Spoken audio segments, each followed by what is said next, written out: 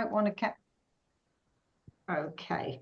Right. So yeah, welcome everybody. Yeah, a small group today, but it's nice to see your faces and just have a general catch up with what's going on. So yeah, I think we do know each other in the main, but shall we just very quickly, I'll start, we've got Alan in the top corner, just a reminder in case somebody hasn't seen you for a while. Yeah, I'm sure I might have missed the last meeting, but anyway, yeah. So my name's Alan, and I'm the community engagement officer for a Macmillan funded project, which is based at the Herefordshire and Worcestershire ICB, and it's a health inequalities project. We've been working with people from Gypsy Roma traveller backgrounds and people from Pakistani and Bangladeshi backgrounds. So yeah, that's me. Lovely, thank you. Lisa, do you just want to introduce yourself?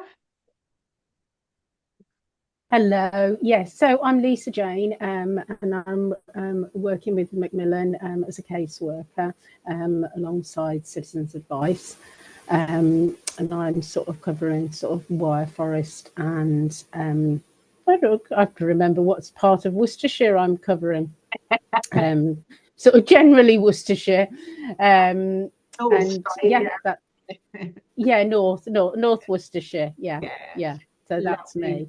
Well, thank you, Lisa Jane. Andrew, do you want to? I'm Andrew. I'm Lisa's colleague. I'm also a Macmillan Benefits Advisor. I generally cover the south of Worcestershire. Okay, wonderful. And Rachel? Hi, I'm Rachel. I'm the Cancer Information and Support Service facilitator at the Wye Valley Trust, Hereford Hospital. Welcome, lovely. Thank you, Rachel. Lynn? Hi, I'm Lynn. I'm Citizen Advice at St Richard's Hospice. Wonderful. And Chris? Chris Byrne from Healthwatch. There you go. Yes, yeah, and obviously you know me, I'm the Advice Service Manager at Citizens Advice Worcester and Herefordshire. So yeah, welcome, good morning. So yeah, we just have a, as I say, it's always informal. We just do round table what news we've got, anything going on in your services. So Alan, would you like to update how your project's going? Yeah, but absolutely, yeah. So I've been in post now for a year. Some part-times I work like it's 0.5. So what I've done now is kind of got to the end of that first year, and the sort of the way the project was set up was the first year was kind of gathering insights on those not about the health inequalities, but why some of those health inequalities are appearing. So as I said, the Gypsy Roma traveller, people from that background, people from Pakistani, Bangladeshi backgrounds tend to be getting diagnosed later. They tend to not necessarily take up screening opportunities. So that's been the focus, has been asking those people, why do you think that is? So I've basically got a draft report. I've got a little bit of discussion to see what bits need sort of tweaked and added or whatever. And once that's done, what we'll do is circulate that around all the stakeholders. So like this network, Macmillan information managers, etc. So it'll just be circulated when we're moving in then to what we'd call the co-production phase. So we need to think about what kind of things can we do to work with people to try and improve things. So what sort of interventions can we make? And I know that already we're thinking along the lines of, champions, sort of cancer champions. There's a few people who've done similar things. So, for example, up in it's Shropshire, Telford, and Wrekin and Powys, the Lincoln Davis Cancer Trust have they've worked to develop a sort of cancer champions project. I think they've got about 500 people. It's just a half-day training, but the idea is it's just about having conversations, because one of the big themes that's come out of the insight gathering with those particular communities is that cancer's just something that's not talked about. There's a lot of fear, a lot of myths, and it's just almost like a tradition, a cultural tradition. You don't talk about cancer. I mean, a good examples from people from a traveling background said to me, well, we don't talk about cancer because it's a jinx. If you use the word, then it's something that becomes manifest in your life. So they'll use words like the bad thing or the big C. So to an extent, it's like that for people from a Pakistani, Bangladeshi background. It's just not quite as, I don't think, as strong with superstitions, but it's culturally not something that's talked about. So yeah, anyway, that's kind of where we're at. We're looking at moving into that sort of co-production phase. So again, it's what we'll do is look for people who are wanting to get involved in developing solutions. So it may well be that if we think about a champions program, people that might help us develop the content around stuff like that. But at the moment, we're also working with, I don't want to go into too much length here, we're also working with a kind of design agency that are experts in this human-centered design, and the idea is that they're going to really help us with this co-design, co-production phase. So I don't want to prefigure too much, because we need to have that discussion and need to listen to people a bit more as well in terms of what we think, what might be viable options. It could be something technologically based like an app, or it could be more resources in particular formats, videos, whatever. So yeah, it's kind of watch this space is what I'm saying, but we'll certainly share the project findings so far once we've kind of got it all signed off as such. So yeah, so that's the view, and I'm happy to answer any questions on it as well. It sounds like it's moved forward since we last spoke, Alan. Have there been any standout sort of areas that any standout areas where you found there's particularly large problems with people not accessing? Yeah, I mean, I think it's one of these things that I've followed the opportunities wherever they've been. So my initial thought, especially engaging with the Bangladeshi and Pakistani communities, we don't have obviously have big proportions of people from an ethnic background in Worcestershire. However, we got fairly significant population density around Redditch, Smallwood in the town centre, about 30%, mostly Pakistani. And we got the same in Worcester city, around it, like Fort Royal. And then we got small but significant population of Bangladeshi people up in Kidderminster. But really the focus has been Redditch, and that's simply because the opportunities arose there.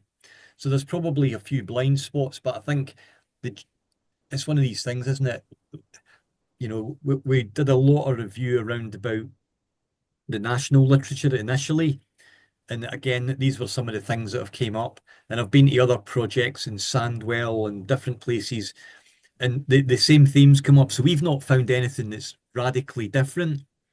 But I think what's been useful is the fact that we've been able to engage with people, so those connections will continue. But yeah, so my focus with the Pakistani and to a lesser extent Bangladeshi community has been around Redditch. So there have probably been blind spots around Kidderminster and Worcester City, but hopefully we'll rectify that, because I think we'll have a clearer offer for people as we go forward to get involved in co-production activities, rather than just saying, "Oh, come and tell us your stories." I think sometimes people may be a bit reluctant to do that, but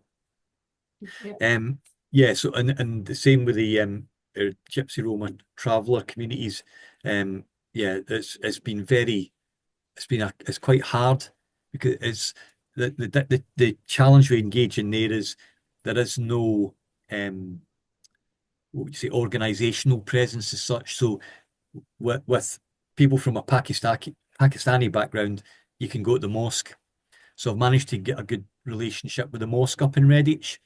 So it's kind of easier in some ways. So yeah, in terms of standouts, it's been, I think that one of the big kind of learnings for me is it's some of the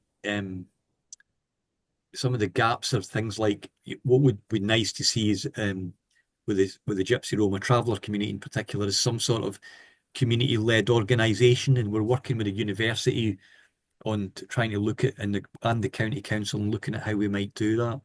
So yeah, in answer to your question, there's nothing radically different from what you would find in the national literature. Right. Okay.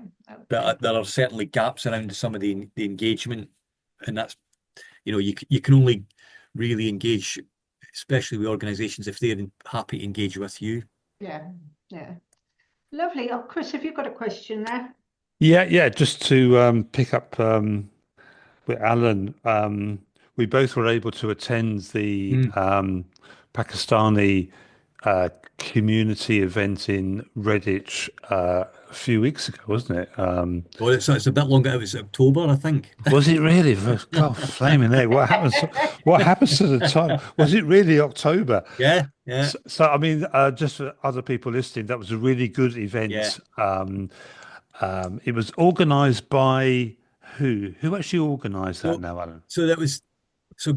There's Redditch is twin towned, I think, with 4 different places, but Yes, it was. There was one of them's four. Yeah, Gujar Khan in Pakistan, which apparently is about an hour outside the yeah, capital, Islamabad, and a lot of people who are from a Pakistani heritage in Redditch are actually from Gujar Khan. So there yeah, was a real enthusiasm, wasn't there, around that twin town? I think people who are, Pakistani heritage have got a real proud link between that Gujar Khan and Redditch.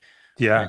So yeah, it was a very well attended. Part of the insights report I've done, Chris, is a small report on that event as well. So Yeah, because I was just wondering, because I made what I thought was some good contacts there, mm, but nothing seems to have happened as a I know, result, and that's the problem with these things. I know, I've been to events before. I'm sure you all have, where you have good conversations, great mm, contacts are made, phone numbers exchanged, and all the rest of it, and then you try and follow up on these things.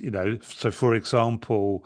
Um, I was hoping to be able to go along to the mosque mm, and either talk to the elders at the mosque or put up a stand and mm, talk to people on a Friday after prayer sort of thing.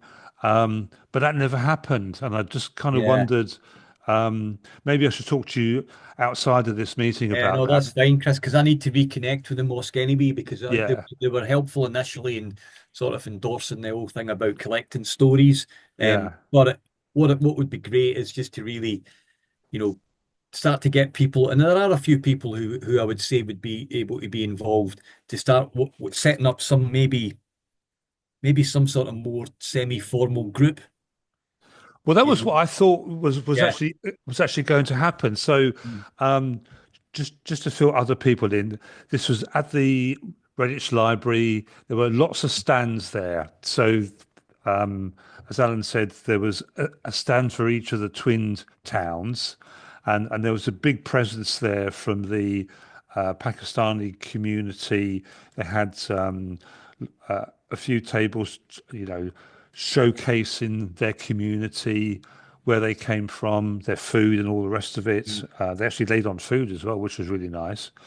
But there was also a group there from the Ukrainian community. They came and did some dancing and stuff. There was an Afro-Caribbean presence as well. It was a really good community base, and I mm, thought this was a really good event to be at because it enabled contact with people that you struggle to get yeah, contact with.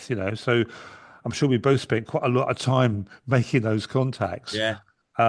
So I think a follow-up's required on that one, Alan. I think Mm. I'll give you a But call definitely, yeah, afterwards we on this. definitely Yeah. do because I feel like we've got that, excuse me, we got the report, and once that comes out, that will give me a reason to re-engage Yeah. and say, well, where do we want to take this? Because actually, a few people said to me, and it's always the way, isn't it?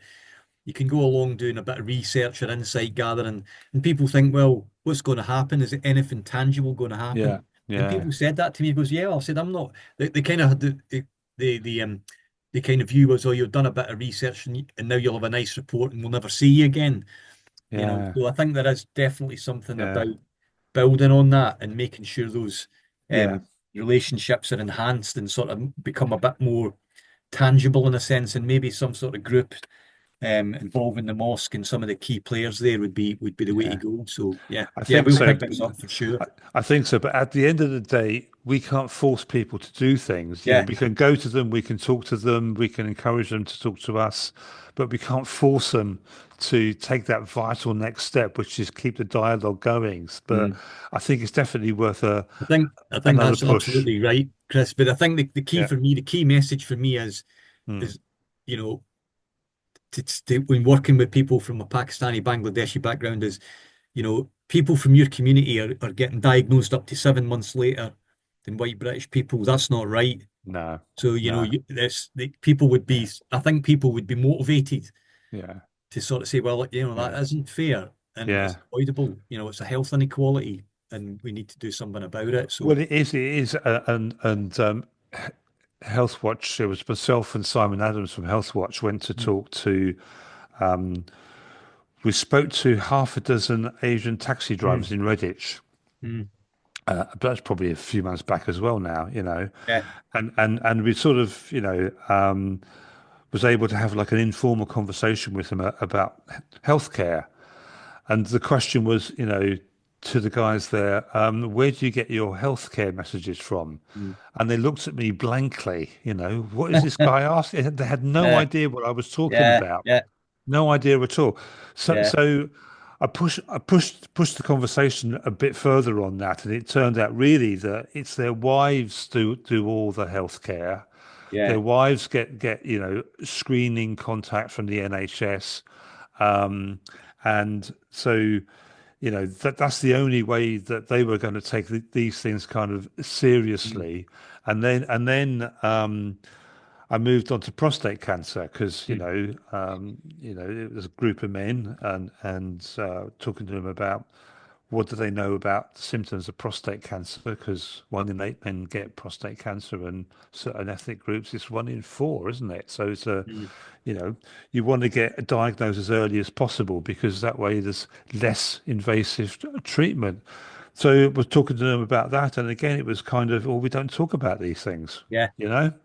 So there's a lot of healthcare needs in that group, and we're all trying to find where's the mm, way into this group, yeah, and you've got to find somebody in that group who they listen to, that you can mm. go and talk to them. But trying to Oh, find that absolutely. person is tough. Yeah. And I do think there are people, and the thing is as well, I do believe there's an appetite Mm. to get to hear more Yeah. and to Well, take they more, wanted to you know. talk to us, you know, Yeah, they're yeah, happy to talk to us, but it was the kind of the next step yeah, that they had to take. That was the bit that was missing. But yeah. anyway, I'll stop there. But that's kind of interesting. I'll talk to you later, Alan. Thank you. Yeah, Chris, no worries. Yeah. You're on mute, Sonia.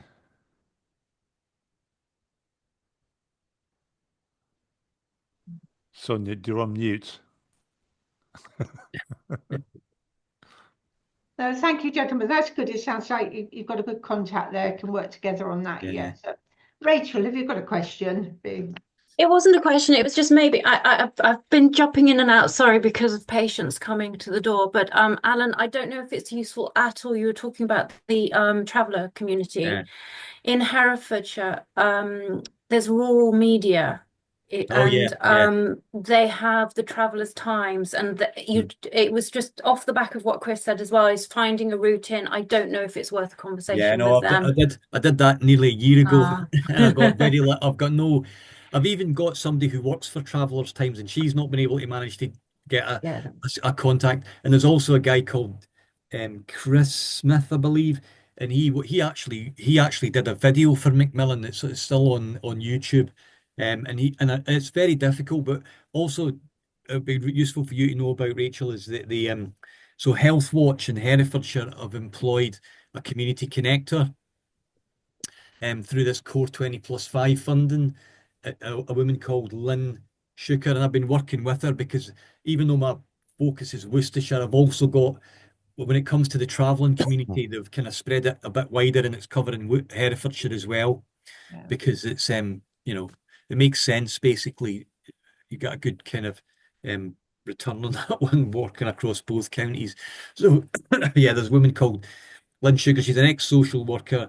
She did a project with the Travellers about 20 years ago, and she's really good at sort of engaging with them. She's just in post, and I'm working with her as well. So Yeah, great, thank you.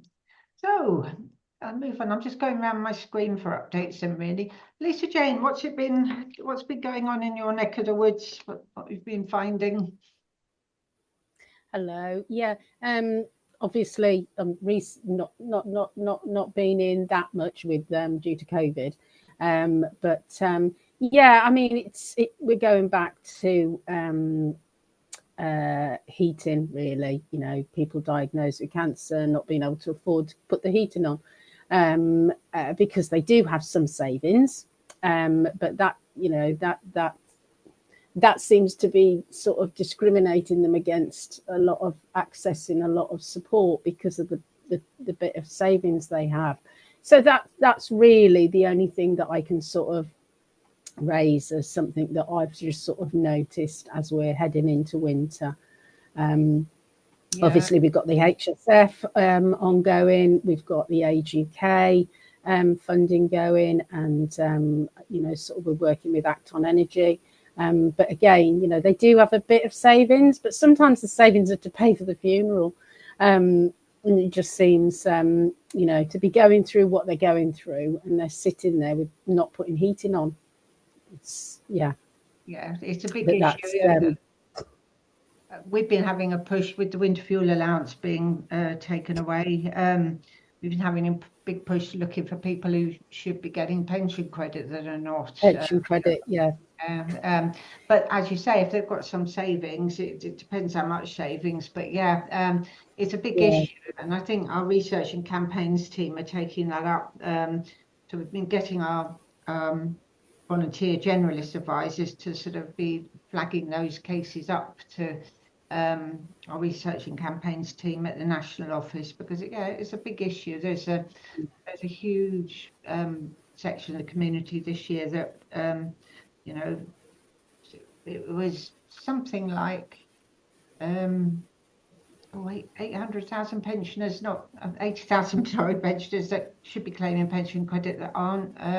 So there's a huge bit of work to be done there as well. But even with the pension, I mean, it is so difficult to even get in the criteria with the pension credit, isn't it? It's that it is. You only have to have a very small works pension or whatever, and you're out of it. And you know, working, you know, just for instance, a young lady managing to work from home, which is great. So she's been able to manage to continue working from home, but she sat there with no heating on. But that's the only thing I can sort of raise that I've noticed. I'd encourage you to flag these ones up to research and campaigns as well, because I think then the more data we can give them, it will add to the national campaign. Thank you, Lisa Jane. Andrew, how are you? What's going on?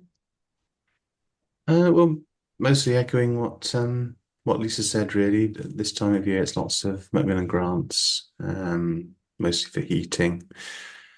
Otherwise, I think it's mostly really been the same story all year, really, which is that we're very busy, working to capacity, and that doesn't seem like it's changing. That's the new normal, I think. So just keeping up and continuing the service. So that's all. I did flag up with our Macmillan partnership manager.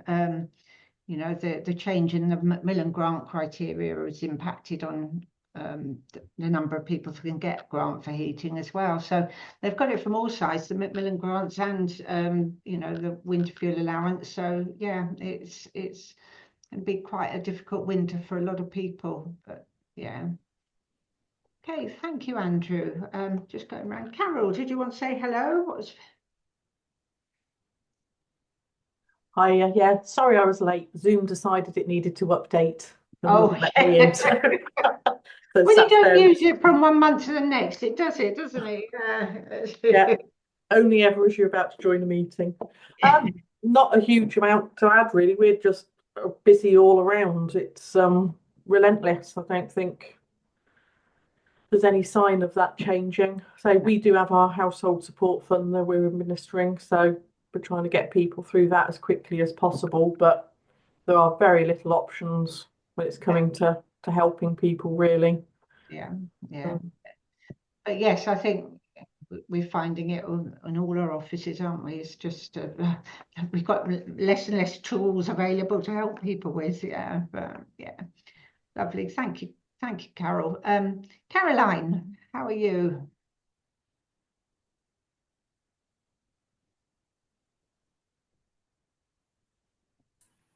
Sorry, struggling to unmute myself. We've got you now, yes. Oh, good morning, everybody. I'm sorry I was late. I'm joining really on behalf of Ange and Claire. Angie's on leave and Claire is off today, so I'm a stand-in. We can echo really, obviously, we're the culprits in providing all this extra work for everybody. We're seeing a constant flow of referrals, lots of quite difficult situations, quite complex cases. And you look at just one family with the social issues associated with the cancer diagnosis, and it's challenging, but we're obviously doing our best to carry on supporting everyone as best as we can. We've now got 5 volunteers, so all handpicked. Some of them are still being trained up, but that's helping free up our time to do a bit more, to go around and perhaps see patients on the ward, or spend a bit more time with people who need that extra resource, really. So it's just busy, but we're heads above water and we're doing okay. Oh, well done, And my Caroline. post is now permanent as well, so I'm absolutely delighted by that. Oh, congratulations. Thank you. Having spent 40 years at work, I finally found something I enjoy. Oh, brilliant. Yeah. I think you're right, Caroline. It can be quite harrowing sometimes, but yes, definitely. It is rewarding to know you make a difference. And massively humbling to be part of a small part of trying to make things a little bit better for people. So, but yes, we are busy, but we're doing okay. Excellent. Good. Thank you. Lovely. So, Rachel, you're finding similar in Hereford? Yeah, I'm echoing everything Caroline said. We're the culprits for sending over. I mean, I can't praise our Macmillan Citizens Advice team more. You know, Vicky and Ruth and Joe, and we at the moment, it's sort of been amplified by the fact that we haven't got Vicky at the moment till the end of January. Yeah. And oh my goodness, does it show? I mean, you know, it's a service that's so desperately needed, and it's on a daily basis that referrals go through, and we can't at the moment. They can only take the SR1s status, so that massively impacts because they go nationally. And I went to the partnership meeting last week, 2 weeks ago, and they're going to stop the fuel advice calls. They're going to stop the money advice calls. They're going to only be able to deal with benefits. So when you've got written that they will respond in 48 hours and patients don't hear anything, it's upsetting, and that's what we're getting now. So there's a lot of non-contact coming from the national helpline, which isn't great, unless they sort of, you know, the various avenues that they can do. They just, you can put in emails and they don't hear back within the 48 hours. You can put in it can be very upsetting. So yeah, we'll just continue to work with it and sort of support Joe and Ruth where we can as best we can. Yeah, I know that's caused an extra pressure. Obviously, I work with Joe, Ruth, and Vicky, but yeah, it must be additional pressure for you. Hopefully, I've heard from Vicky. Well, for them as well, obviously. I don't, want to work with them, not against them. So yeah, I mean, heard from Vicky at the end of last week. She's making progress, but she's doing brilliant. Yeah, but yeah, she is off until January. So I'm just interested. I'll pass on to our partnership manager about the delays in contact. So how do you generally refer clients to the helpline? Do you ask them to signpost, or do you actually... We've taken all the credit. We've sort of done, taken all the information about how to contact. So you've got the chat line, you've got the online form, you've got the email system, you've got the phone. We try to recommend that people just persevere with the phoning in, because at least you get somebody at the end of the line, even if you've had to wait for various time. But it's the calling back within the 48 hours. Either don't write that, or because it's No, the no. expectations then, because it Yeah. gets upsetting for Yeah. the patients or the family. It sounds like yeah, they've had a lot of restructuring, haven't they? It sounds Yeah, like I they've mean, reduced the team on the benefits team there when I spoke to Jessica, our partnership manager. So yeah, no, I mean, without sort of being specific, I will pass on comments that sometimes there is quite, when you've got a client that is very poorly, then a few days delay can make a huge difference, can't it? So we try. yeah, and it's not a criticism. It's it's just an meeting with observation. we meeting with staff that at the meeting 2 weeks ago who are no longer going to be in post this week. You absolutely feel for on all sides. You feel for them. It's just obviously then the knock-on effect. It's a big time of change for them there. But yes, I mean they do need feedback rather than criticism. That's the client, because they give us KPIs to contact patients within a certain amount of time. So it goes both ways. Okay, lovely. Alan, did you have a question there or a comment?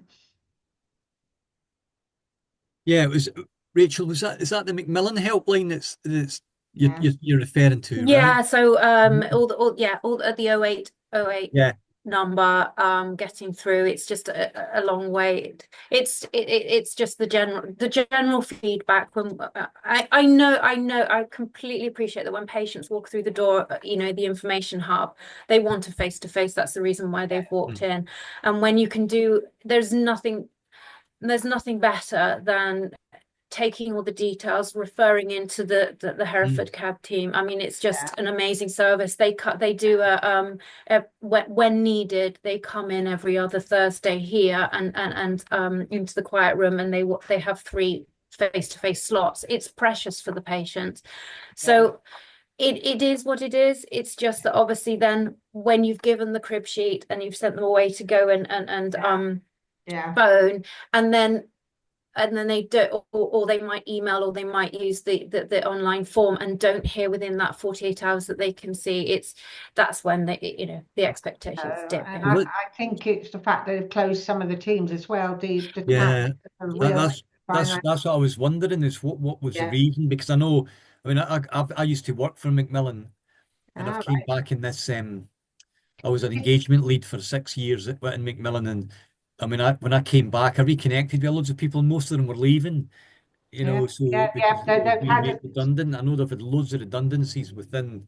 Yeah, they've had several rounds of redundancies over the last 18 months. I think it's all it's everything that we've just talked about from the feedback from all of you, is that obviously you've got the fuel allowance, then you've got the grants being reduced, and then you've got the actual advisors being reduced. It's like that's really surprising. No, it is difficult, Rachel. Let's hope, as far as our resources go, we pick up again in the new year and back to full strength, hopefully. Yeah. All right. Thank you, Rachel. So Lynn, would you like to give us a little update? Morning, all. And just for those that joined late, I'm at St Richard's Hospice, CAB, Citizens Advice, sorry, still call it CAB. So I suppose our update is, as a team, Safia, those of you who know Safia, left at the end of March, and Vicky Tomlinson is now in place. And Vicky has two roles. She also works elsewhere for Age UK as a benefits advisor, so she comes with some good experience. And just finished her training with us, so she is now fully up and running, taking cases, which, to be honest, with the gap, has been absolutely blessing in the last couple of weeks, so that's great. And for those that have seen news about St Richard's, obviously it is going through a bit of a difficult time. There will be staff cuts, like hospices around the country. Sadly, the way hospices are financed has come to a point that they can't finance in the way they've worked so far. So what that new structure looks like at the moment, I can't say. But there will be staff cuts. I think that's fairly inevitable in the new year. My understanding at the moment is citizens' advice is not part of that. Obviously, we don't work directly for St Richard's, we're sort of contracted to them. So we seem to be unaffected, and the family support team that I'm in seem to be unaffected due to losses within the year. But it will affect other teams massively. And then they're looking at how the structure completely, right from referrals in, right the way through, how people are supported. So it's a very changing time and a very, very difficult and emotional time, obviously, at the hospice, as always is, if you like, but with staff now and a different kind of pressure. So that makes for a difficult going into Christmas, I think, for a lot of people with the uncertainty. We're still busy. Bless him, Andrew seems to get to a lot of our patients before I do. I get them referred and I look up on Casebook and there he is. He's done lots of the work for me. So thank you, Andrew. Yeah. And I've had one this morning, just literally, so that you'd done lots of work in September. So we're getting a lot of older patients more recently, and still a lot of late diagnosis, which is very difficult. You know, we're visiting people on the inpatient unit who haven't got everything in place, which is a difficult time to be dealing with stuff really for them. So yeah, we just do our best really. A lot of home visits at the moment, patients too poorly to come to us as well. So yeah, that always takes quite a bit of time out of your day really, as well as workload. So yeah, we're just trogging on really. Just interested, Lynn, really, just anecdotally, do you see the same sort of pattern that Alan was talking about? Do you have these groups of the community that don't come through to you and not getting referred to the hospice? You say, Yeah, we do have somebody who is like Alan trying to engage with oh, okay, different right. communities, with the mosque, with etc. But yeah, I would say the ratio mostly we're pulling from South Worcestershire. Obviously, we don't deal with Kidderminster, Redditch, those kind of areas really. So we're pulling from South Worcestershire, which is predominantly a white force really. So yeah, we do see that a lot in our hospice. I can't say that in my 3 years I've had anybody from the travelling community. Yeah. And so in 3 years not to have had anybody is quite significant, really. So yes, probably the same thing, really. It's getting it. And a hospice, to sell a hospice, to be honest, to anybody sometimes is difficult.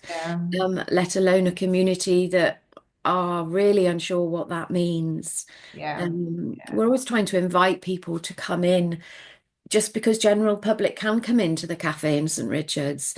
So if somebody comes on our books and is very fearful, and I just say, come into the cafe, just walk through the door, come in, see what it's like, and it will be nothing like you expect it to be. And from there, you can really work with people then. So luckily, we have that citizens advice head, so people have often heard of us outside of the hospice environment. So it does give you a road in. But sometimes for the nursing team, that's really difficult. Yeah. No, it is a very welcoming environment when you first walk through the door. Yeah. Alan, did you have a question? Yeah, I've got loads of questions about it. Yeah, I was just wondering, you mentioned, Lynn, that there was a person at the hospice that does engagement. Who is that? Because I'm not sure. I'll look them up for you, Alan. All right. Good, because it would be good to touch base. Get contact. Just on the point about that'd be definitely good to pick up that contact. But in terms of, I can't comment on like Pakistani, Bangladeshi people, but one comment I did pick up from a Romani gypsy woman was that she said we bring our own home to die, and they don't really like hospitals at all, because they're really afraid that if you go into hospital, that's where you'll die. Yeah. And there's a big tradition within the travelling community that, you know, you bring people, we look after our own, is what they say. And so, you know, and then there's maybe ways that, you know, hospice at home or whatever can provide that, because it's, you know, things that people probably can't do at home. They can give people all that love and attention, but they can't give them pain relief and, you know, Yeah, there's yeah. all that sort of stuff. But yeah, anyway, yeah, I'll definitely pick up with that contact. I've written it down, Alan, so I'll be Lovely, back to thank I'll be you. back to you. Brilliant, thank Yeah. you. And I think sometimes people don't realise that the hospice can be there for exactly what you just said about pain management and coming onto the inpatient unit for short stay pain management, Yeah, as opposed to coming to die. yeah, And yeah, maybe that is not understood as well as it could be. yeah. And I think as well, so you've got those cultural things, but I think people from a traveller background in particular have suffered. You know, they say that the travelling community across Europe is the biggest, the most discriminated against ethnic minority in Europe, and that's very much internalized by people from that background, and they'll often not say they're travellers because they're afraid that they will be discriminated against as soon as they identify as travellers. So, you know, in surveys and stuff, they'll just say white British because, you know, why identify as a traveller when it's going to cause you trouble? So, yeah, it's a very complicated situation. Okay, lovely. So I think it's just Chris, if you've got anything to add, I know we talked at the beginning a bit with Alan, but if any other updates you wanted to give us? Or you're on mute. There we go. Yeah, just so you know that I attended the West Midlands Cancer Alliance meeting up at Aston Villa a few weeks ago, and the message was that from a cancer point of view, we got the opportunity to feed into the government as to how we'd like services improved. So I've made a proposal already from my point of view. So I think through your individual networks, if you can let people know that there appears to be like a listening brief at the moment out there. So if you have any constructive suggestions on how the government should improve cancer care in the UK, they are listening. So I would imagine the best way to get that message to them would be through your individual groups. So please do that. Yeah, I think that's the simple message, really. Yeah. And we are doing it as a health watch as well. So all the health watches in the West Midlands have been contacted and have been asked to feedback their suggestions as well. So that's what we're doing on that one. That's it. That's me done. Thank you. Lovely. So that's everybody's update. So yeah, made some. It'll be the new year when we next meet again. So I'll get Sally to work out in the diary because we were going 4 monthly now for our meetings. Send you all out an invite. But yeah, I just wish you all a very safe and lovely Christmas and Happy New Year, and see you all in 2025. Yeah. Yeah. Right. Take Happy care. New All. Year. Thank you. Thank you. Bye-bye. Bye. Bye.